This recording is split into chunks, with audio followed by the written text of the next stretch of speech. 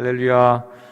2021년 첫 달이 벌써 훌쩍 지났습니다. 오늘 벌써 마지막 주일인데요. 하루를 또 한 달을 성실하게 잘 채워나간다면 우리 인생 전체가 하나님께 인정받는 복된 삶이 될 줄로 믿습니다. 그런 삶을 살아가기를 다시 한번 주의 이름으로 축원합니다. 오늘 말씀을 이해하는 데 있어서 기본적으로 우리가 머릿속에 좀 입력해야 될 것이 있는데요.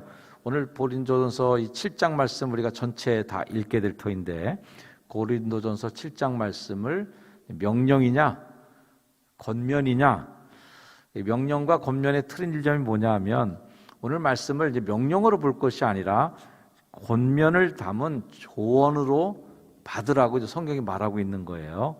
다시 말해 사도가 살아왔던 내 삶의 경험으로 미루어 보건대, 이건 이제 하늘에서 뚝 떨어진, 하늘에서 신이 나에게 명령해서 선포하라고 그래서 명령이 이건 이렇게 하는 게 아니라, 내가 살아오다 보니 경험, 그가 배운 성경적 이해, 내가 갖고 있는 신학적인 지식, 이런 모든 것들이 다 아우러져서 나는 이렇게 권면하고 싶습니다.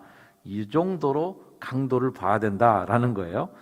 제가 이렇게 지금 금방 이렇게 얘기한 얘기가 사실은 논란의 소지도 될 수 있는 거예요. 왜냐하면 하나님의 말씀은 1.1핵도 변함이 없는데 목사님께 무슨 말씀입니까? 성경은 그냥 그대로 명령이죠. 이렇게 절대적으로 믿는 분들도 있기 때문에 그런 거예요. 명령이 아니라 권면이라뇨? 그게 무슨 말이에요? 라고 제게 질문을 던질 수도 있을 것 같습니다. 근데 성경을 보면 성경의 등장인물들, 예수님이다 하면 예수님도 역시 자신의 삶의 자리, 우리가 이제 삶의 자리라는 말을 쓰는데, 내 삶의 환경과 조건에 예수님도 영향을 받으신 분이에요. 예수님은 유대의 영향을 받았죠. 예수님이 쓰는 언어조차도 벌써 영향을 받은 거예요. 그 동네 영향을. 유대인이 언어를 쓰시고 아람어를 쓰시는 거거든요. 그 다음에 본인이 자라온 환경은 어디예요? 유대 땅에서 나사렛이라는 동네에서 자랍니다. 사람들이 예수님이 나사렛 출신이라고 그러니까, 야, 나사렛에서 무슨 선한 게 나와? 이렇게 질문했거든요. 그 말은 뭐냐면, 야, 그 촌놈이 뭘 한다고 그래? 촌동네인 거예요. 별로 기대할 게 없는 촌동네 나사렛에서 예수님이 자라셨습니다. 제가 언제도 그런 설교를 드린 기억이 나는데, 그래서 예수님이 자기가 말을 하는 그 형태가 뭐냐면 다 촌사람 얘기를 한다는 거예요. 씨 뿌리는 사람을 봐라. 여기도 떨어지고 저기도 떨어지고, 이거 다 동네 사람들 보는 얘기고요. 들의 백합화, 공중의 새를 봐라. 하여튼 드시는 비유마다 좀 촌스러워 일단. 근데 그 얘기를 듣는 사람들은 또 누구예요? 갈릴리 사람들. 갈릴리 사람들이 예수님의 그 설교를 들으면 귀에 쏙쏙 들어와요. 다 아는 얘기니까. 너무 잘 아는 얘기. 그러니까 서로의 삶의 자리를 근거로 해서 말씀하는 거죠. 반면에 바울은 굉장히 고급 교육을 받으셨고, 또 대도시 전도하시잖아요. 고린도, 에베소, 이렇게 빌립보 이런 식으로 대도시에 가서 전도하시는데 촌스럽게 얘기하면 안 되는 거예요. 일단 전도하는 말도 무슨 말? 헬라어로 얘기하셔요. 그분은 헬라어로 얘기하시고 헬라어로 성경 쓰셨고, 드는 비유들마다 굉장히 도시적이죠. 전신갑주부터 시작해서 경기장에서 경주하는 자가 상을 얻는 자는 하나밖에 없는 줄 알지 못하느냐. 그러면 이 올림피아드 경기 같은 거 큰 원형 경기장 이런 데서 막 경기하고, 이거 다 연상하고 다 아는 도시 사람들이기 때문에 이해가 쏙쏙 되는 거예요. 고린도 사람들한테 들의 백합화를 봐라, 그 씨 뿌리는 자가 어디다 떨어지는데 돌에 떨어지고 가시밭, 이런 얘기하면 본 적 있어야죠. 대도시에서 농사 안 짓거든요. 이 삶의 자리가 완전히 다른 거예요. 그걸 우리가 이해하지 못하면 이 말을, 예수님이 한 말을 에베소에다 적응하고, 에베소에서 한 말을 예수님 갈릴리에다 적응하고, 이런 식으로 해서 1.1핵도 변함없이 그대로 다 해야 되는 이들, 이렇게 얘기하면 뭔가 불편한 문제가 생긴다는 그 말을 전제로 머리에 넣으시라는 말씀이에요. 저도 이 성경 말씀이 절대적 하나님의 진리인 것을 믿습니다. 고백하지만 글자 그대로 믿는 것보다 더 중요한 것은 그 글자 속에 담겨져 있는 의미를 발견하고 원리를 발견하라는 얘기예요. 원리를 발견하면 지금의 삶을 해석할 수 있어요. 성경에 담배 피지 말라는 얘기가 어디가 있어? 담배는 괜찮은 거야. 성경에 담배라는 말 한마디도 안 나오는데 이렇게 얘기하면 정말 그거 어떻게 말리시겠어요? 근데 필요하지 않은 것에 은을 달아주지 말며 이런 말씀들 다 있거든요. 건강을 지키라는 말은 여기 다 있거든요. 우리의 몸을 소중히 여기라는 말. 그럼 미루어 보건대 그거는 원리상 볼 때 담배가 해악이잖아요. 하지 말아야 되는 거예요. 절제해야 되는 거죠. 성경에 테레비란 말도 안 나오거든. 그러니까 테레비 매일 연속 그게 축 빠져갖고 24시간 테레비 끼고 사는 사람들한테 테레비 보지 말라 그러면은 성경에 테레비 보지 말라면 어디 있냐고. 세월을 아끼라 때가 악하니라. 시간 아껴서 다 있거든요. 원리를 발견해서 미루어 보건대 그렇게 해야 되는 거지. 성경에 테레비란 말 안 나왔다고 하루 종일 테레비만 보고 있으면 그거 곤란한 거예요. 그러니까 그 말씀 속에 진리를 찾아내고 원리를 찾아내고 그 원리, 진리를 우리의 삶 속에 적용해 나가는 그게 이제 신학적인 훈련이고 성경을 읽는 훈련인 거예요. 자, 에베소에서 했던 그 바울의 말이 그대로 지금도 적용되면 어떻게 될까 고민되는 거예요. 에베소 6장 5절에 종들아 두려워하고 떨고 성실한 마음으로 육체의 상전하게 순종해야 되는데 예수님에게 하듯 그렇게 해야 된다. 그리스도께 하듯 해야 된다. 요즘에 이 말을 그대로 적용해서 만약 직장에서 여러분들이 직급이 사장님이나 뭐 관리자 입장인데 부하들, 직원들, 아래 직원들 모아놓고 야 니들은 종이야. 성경에 써 있어 이렇게. 나한테 그리스도께 하듯 다 순종해야 돼. 복종해. 이러고서 이 말씀을 들이대면서 강조하면 이거 문제가 심각하죠. 아마 이 국가인권위원회에 제소되시든지 아니면 노동법에 제소가 되든지 대단한 문제가 생길 겁니다. 더 심한 말도 고린도전서에 나와요. 14장 34절 우리 남자분들만 한번 신나게 한번 읽어보겠습니다. 자, 시작. 여자는 교회에서 잠잠하라. 그들에게는 말하는 것을 허락함이 없나니 율법에 이른 것 같이 오직 복종할 것이요. 알았죠, 여러분들? 여자분들 아멘? 그래도 아멘 하시는 분이 계시네요. 이 말씀을 우리 시대에 그대로 글자 그대로 적용하면 오늘 우리 대표 기도도 우리 함지영 권사님이 하셨는데 성경 말씀 어겼네. 지옥 가겠네. 여자는 교회에서 잠잠해야 되는데 말하는 것을 허락한 적이 없는데 왜 말을 해? 이렇게 되는 거예요. 그러니까 참 어려운 거예요. 아마 고린도전서 14장 말씀을 제가 중심으로 해서 우리 교회인들 앞으로 말씀대로 그대로 살기로 작정해서 여자들은 말하지 마시고 여자들은 이제 집사, 권사, 장 다 없어. 이렇게 되면은 아마 여성분들이 다음 주부터 머리띠에 다 띠들으시고 교회에 오시지 않겠나 생각합니다. 예수님도 또 바울도 어떤 분도 그 삶의 자리가 있다는 걸 인정해야 된다는 거죠. 그 삶의 자리. 그래서 성경은 종, 노예 이런 거 인정해요. 근데 이 성경 말씀 보면서 성경이 노예 제도를 인정을 했어? 종에 대해서 인정을 해? 야 이거 뭐야? 이 흥분하실 필요 없어요. 그 당시에 살아가던 여성들의 열악한 지위에 대해서 성경이 그냥 인정했어요. 그거 갖고 또 흥분하셔갖고 여성분들이 성경책 다 찢지 말기를 바랍니다. 그 삶의 자리를 인정하자. 이걸 전제로 해서 오늘 말씀을 읽어야 된다는 거죠. 그래서 성경 말씀 오늘 바울이 하는 이 말도 이것은 명령이 아니다. 이렇게 부언을 해주신 거예요. 저는 오늘 이 말씀 강의하면서 사도 바울에게 참 너무 감사해요. 만약에 7장 1절을 시작하면서 자 지금부터 제가 하는 말은 이제부터는 명령이고 이거는 1.1획도 여기서 한 자라도 바꾸면 아주 지옥불에 떨어질 거다 이렇게 딱 시작하셨더라면 야 오늘 이 고린도전서 7장에 있는 말씀이 얼마나 많은 사람들에게 상처를 또 주고 가시가 되고 남을 막 자르고 배고하는 칼로 쓰여졌을까 상상만 해도 좀 아찔하긴 합니다. 오늘 한 예로 오늘 말씀에 이런 말씀이 등장하죠. 고린도서 7장 8절 내가 결혼하지 아니한 자들과 과부들에게 이르노니 나와 같이 그냥 지내는 것이 좋으니라. 꼭 그냥 지내야 돼. 이건 법이야. 이건 명령이야. 아직 결혼하는 사람들 이 성경 말씀 읽는 순간 결혼에 대한 생각 접어 이렇게 큰 소리 하신 게 아니라는 거예요. 요즘처럼 출산율이 막 떨어져 갖고 인구 절벽이라는 말까지 등장하는 시대에 이 말씀이 명령이 되고 이게 법이 돼 갖고 결혼하지 아니한 사람들은 이제 크리스찬들은 아무도 결혼하지 않는 걸로 이렇게 하면 어떻게 됐을까?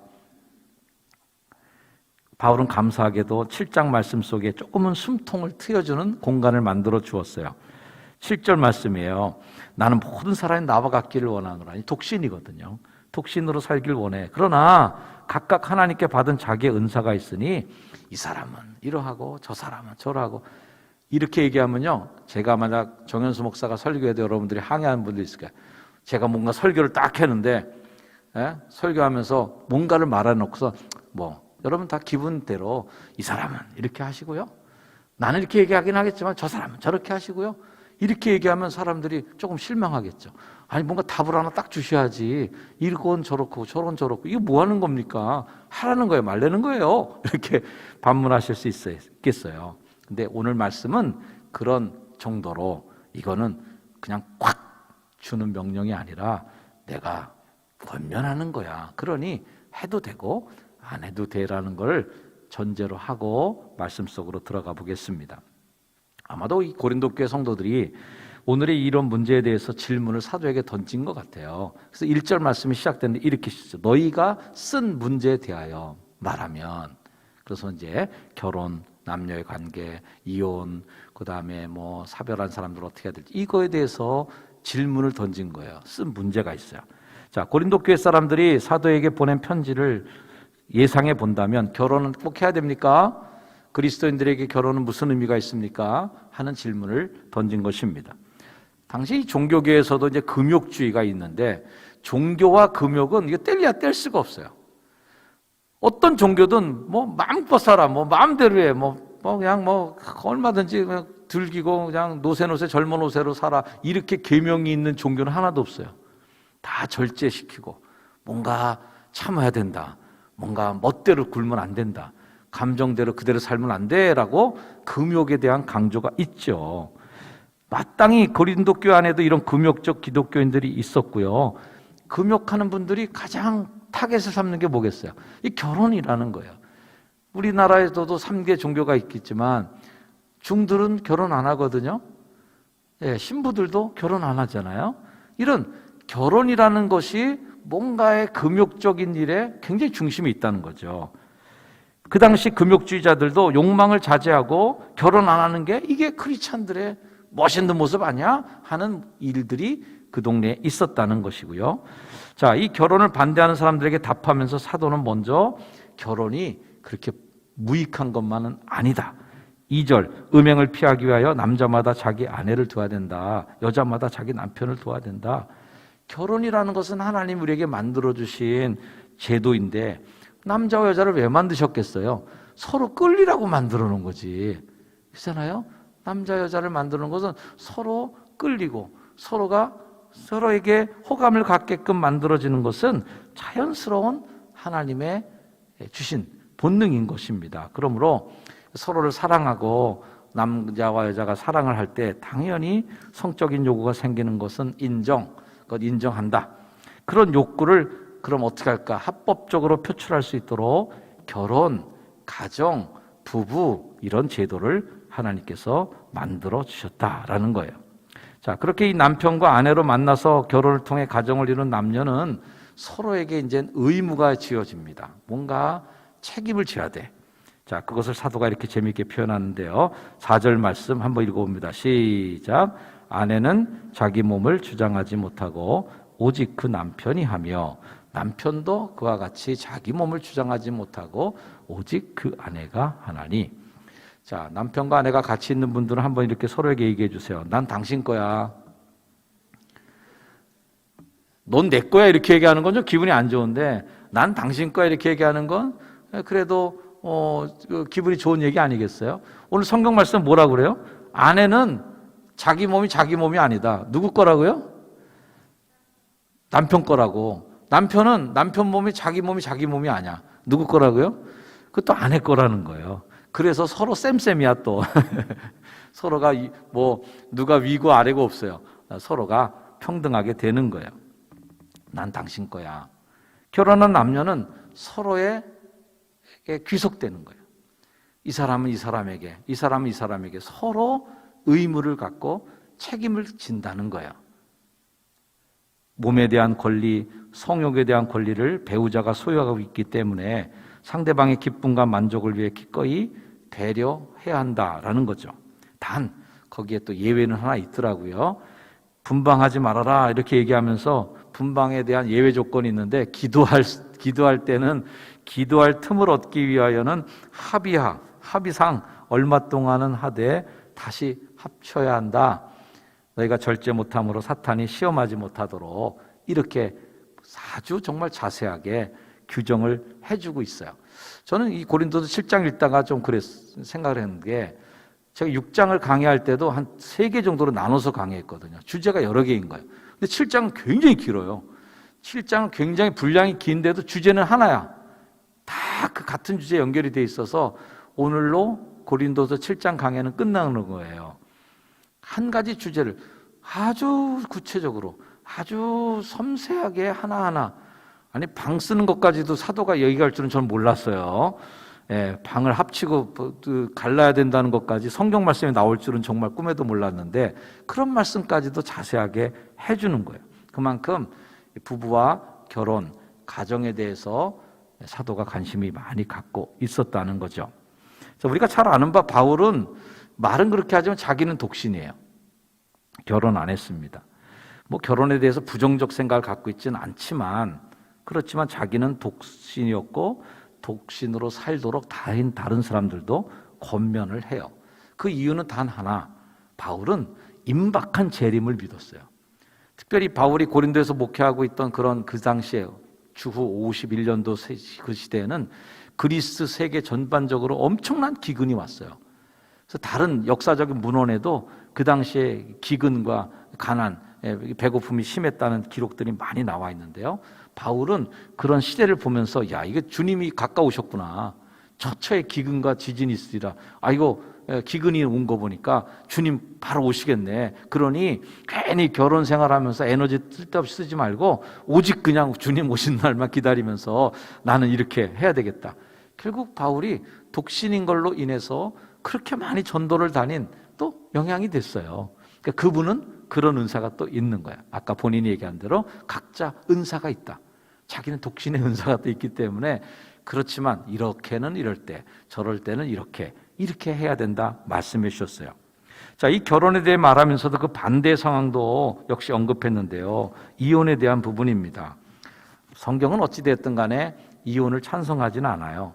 이혼을 옳다고 얘기하지는 않지만 오늘 이 설교의 강단에서도 제가 삶의 자리를 얘기한 것처럼 2021년을 살아가는 이 시대 속에서 설교자가 설교 강단에서 이혼에 대해서 이야기하는 것도 굉장히 쉬운 일은 아닌 상황입니다. 일단 오늘 말씀의 기준으로만 본다면 부득이한 사정으로 이혼했으면 재혼하는 대신 독신으로 그냥 살고 아니면 이전의 배우자와 재결합하는 것이 맞다. 만일 신앙적인 이유로 부부가 살기 어려우면 불신 배우자가 원하지 않으면 헤어지는 것도 무방, 이혼하는 게 가능하고 비록 배우자가 그리스도인이 아닌데 같이 그래도 살기를 원하면 굳이 이혼할 이유가 없다라고 말했고요. 부부 중에 어느 한쪽이 그리스도인일 경우 가족들이 다 예수를 안 믿을 경우 그 그리스도인으로 인해서 그 나머지 가족들 모두에게 전도가 된다면 이것도 역시 하나님의 뜻이 아니겠느냐 이런 쪽으로 봅니다. 사실 목회하면서 제일 힘든 게 이제 부부 상담이에요. 부부가 상담합니다. 어떤 여성 성도님이 이제 하소연하겠죠. 너무 힘듭니다. 그래서 남편에 대해서 불만을 얘기하고 흉 아닌 흉을 볼 때도 있어요. 그때 목사님들끼리 상담하는 목사님들에게 원칙이 딱 하나 있는데 절대 거기에 공감하면 안 된다는 거예요. 공감 안 된다. 우리 남편이 이런 거고요. 저런 거고. 그때 그 사람이 그런 사람이 나도 몰랐네. 아주 나쁜 사람이네. 이렇게 얘기하면 아내가 다 듣고 하는 말이 뭐라고 얘기하냐면 목사님 그래도 그렇게 나쁜 사람은 아니에요. 네. 그러고 나서 남편한테 가서 잃는데 우리 목사님이 그러는데 당신 나쁜 놈이래. 이게 굉장히 위험하다는 거예요. 그러니 뭐라고 얘기하는데 그걸 찬성할 수도 없고 그거에 대해서 아니 그거 참고 살아야지 이렇게 또 일방적으로 그냥 또 이렇게 하기도 참 어렵고 말이죠.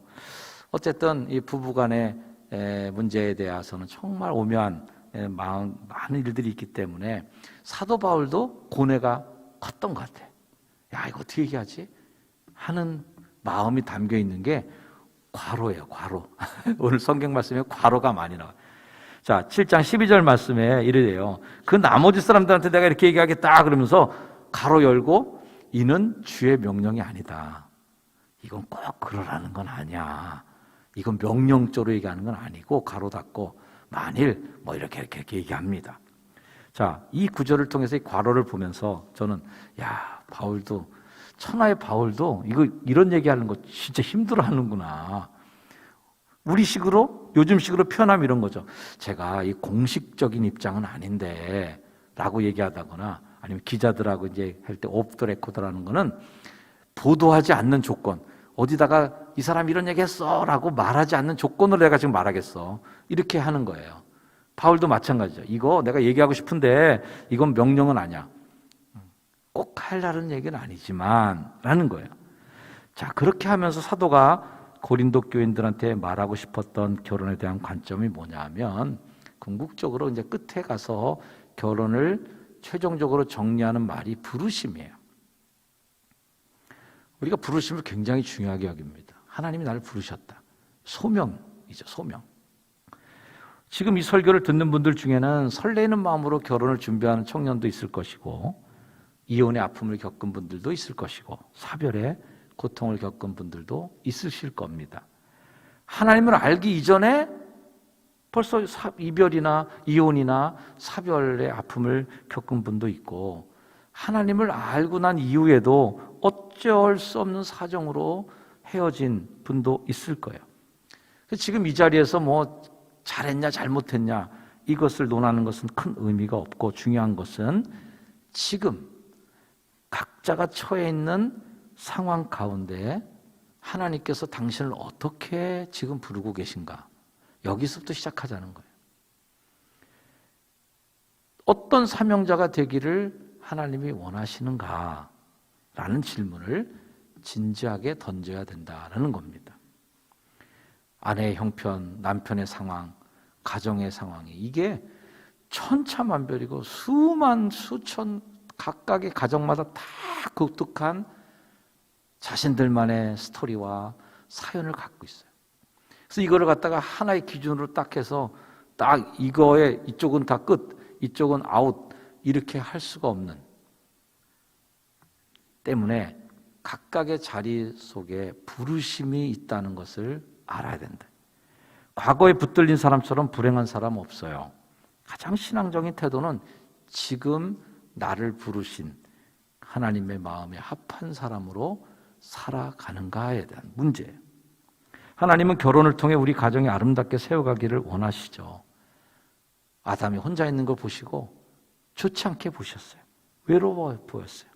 한 사람으로는 완전하지 못하겠구나 해서 돕는 배필을 주셔서 가정이 이루어진 것입니다. 현실적으로는 그러나 가정 결혼이라는 것이 행복의 보증수표가 되진 않아요. 여러분 주변을 보세요. 신혼 초에 깨가 쏟아지는 그 깨가 계속 결혼 후 10년, 20년, 30년, 40년 이렇게 유지가 되는 게 여간 힘든 일은 아니라는 걸 다 아실 것입니다. 그래서 어떤 분은 결혼은 최선책이 아니라 차선책이다. 예. 결혼이 차선책인 것에 동의하다 하더라도 우리는 유한한 사람이에요. 때문에 결혼은 최선의 선택인 것입니다. 불완전한 결혼 구조, 불완전한 가정 구조가 있을지라도 그 결혼을 통해서만, 부부라는 걸 통해서만 하나님의 창조의 섭리가 이어져 가는 것이고, 교회도 가정이라고 하는 세포 단위를 통해서 이루어지는 것이죠. 결혼은 그래서 세 가지로 제가 유익을 볼 때, 첫째는 방종으로부터 벗어나게 한다. 결혼이라는 이 규범이 우리를 얽어매는 게 아니라, 구속하는 게 아니라 더 완전한, 더 안전한 자유를 제공합니다. 둘째로 결혼은 고독으로부터 자유롭게 하죠. 우리 인간은 고독하면 못 견뎌요. 그래서 함께 살아갈 식구가 필요하고 가족이 필요하고, 부부는 함께 걸어가는 걸 통해서 고독감으로부터 벗어나죠. 세 번째는 험으로부터 벗어나게 합니다. 인생도 젊을 때는 열심히 뭔가 목표를 위해 달려가다가 어느 한순간 허무함이 와요. 무엇보다 결혼은 이 삶의 허물을 채워줍니다. 특별히 자녀가 있을 경우에는 자녀를 통해 온전한 위로와 허물을 채워주시는 하나님의 따뜻한 격려가 있죠. 결혼은 하나님의 창조 섭리를 이어가는 가장 중요한 축복의 통로가 되고요. 근데 신앙생활 잘하는 것과 가정생활은 별개의 문제 같아요. 믿음 좋은 가정이 다 행복하냐? 목사지만 자신 있게 얘기할 수는 없어요. 예수 잘 믿는다고 신앙생활 잘한다고 해서 결혼생활에 아무 문제 없을까? 안 그래요. 원하지 않더라도 불가항력적인 일이 얼마든지 일어날 수 있어요. 때문에 행복을 위해서는 의지가 필요하다. 행복해야 된다라고 하는 결단과 의지가 필요하고 노력이 필요한 겁니다. 신앙생활 잘하니까 부부, 가정, 자녀 문제 싹 하나님이 통합적으로 다 처리해 주시겠지. 안 그래요. 그래서 우리는 이렇게 고백하죠. 하나님께서 우리를 화평 중에 부르셨습니다. 이 부르심이 나와요. 뭐 중에? 화평 중에. 자, 성경 말씀 7장 15절. 하나님은 화평 중에서 너희를 부르셨느니라. 여러분의 가정에 화평이 깃들기를 주의 이름으로 축원합니다. 적어도 신앙을 가진 우리들은 화평을 위해 부름받았어요. 남편도 노력하셔. 화평을 위해. 아내도 화평을 위해 그 부르심을 받은 것으로 아시고 이게 사명이지. 우리 가정의 화평을 이루기 위해서 내가 사명처럼 해야지. 그 마음으로 노력하시고 의지를 동원하시고 애쓰시는 여러분이 되기를 주의 이름으로 축원합니다. 기도하겠습니다. 각각의 가정마다 하나님의 소명을 주셨습니다. 우리 믿는 우리들, 이 설교를 듣는 우리들은 화평을 위해 부름받음을 믿고 가정의 화평을 이루고 가정마다 주님의 평화가 깃드는 부부간의 평화, 부모와 자녀 간의 화평, 이 모든 화평을 누리는 복된 성도들 되게 하옵소서. 예수님의 이름으로 기도드립니다. 아멘. 우리 자리에 일어나셔서 결단 찬양 함께 찬양하시겠습니다.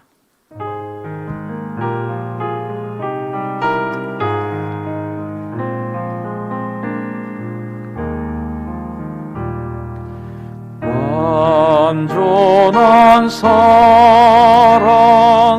하나님의 사랑, 다함이 없는 사랑에 겨워 둘 한 몸 되어 보람 있게 살라 손 모아 주님 앞에 빕니다.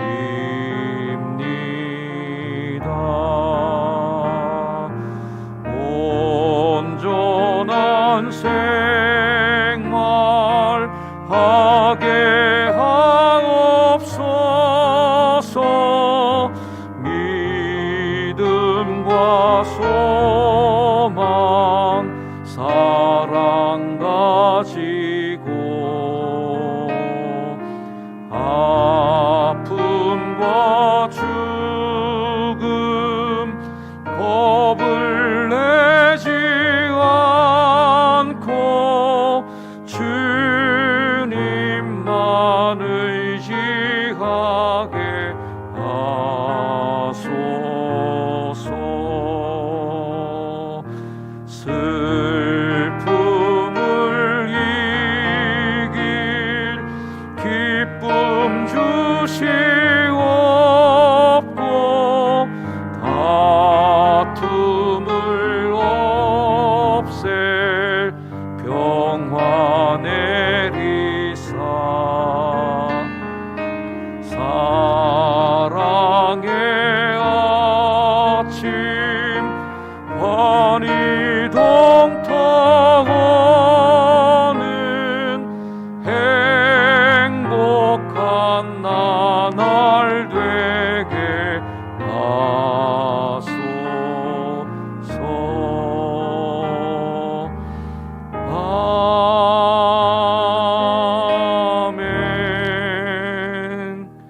잠시 결단합니다. 하나님, 가정의 화평을 위해 우리가 부르심을 받았으니 그 화평을 위하여 부르심의 소명대로 가정을 섬기는 사명자로 승리하며 가정의 평화와 행복을 누리게 하옵소서. 그런 마음으로 우리 가정을 축복하고 여러분의 아내를 축복하고 남편을 축복하고 자녀를 축복하며 부모님을 축복하는 평화의 가정을 이루는 행복을 위하여 기도하시는 시간이 있기를 바랍니다. 기도합니다.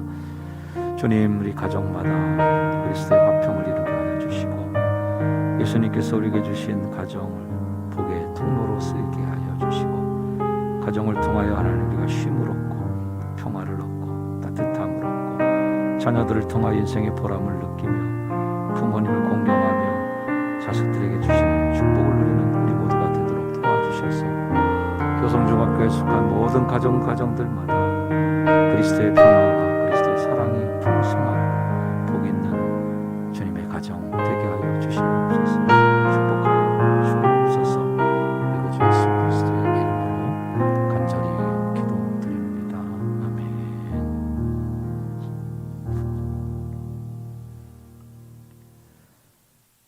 남자와 여자를 만드시고 가정을 만드시고 자녀를 허락하시고 하나님의 창조의 비밀을 이어가게 하시고 가정에서 주님을 기억하고 사랑을 배우고 부부간에 부모와 자녀간에 그 관계를 통하여 그리스도의 사랑과 하나님의 아버지의 사랑을 배우게 하시는 하나님의 놀라운 섭리에 감사를 드립니다. 그렇게 복된 가정, 행복한 가정을 꿈꾸며 그것을 사명지로 여기고 힘차게 삶의 자리로 나아가는 주의 거룩한 백성들 머리 위에 우리 주 예수 그리스도의 은혜와 하나님의 사랑과 성령님의 돌보심의 은총이 이제 이후로 영원까지 늘 항상 넘치시기를 간절히 축원하옵나이다. 아멘.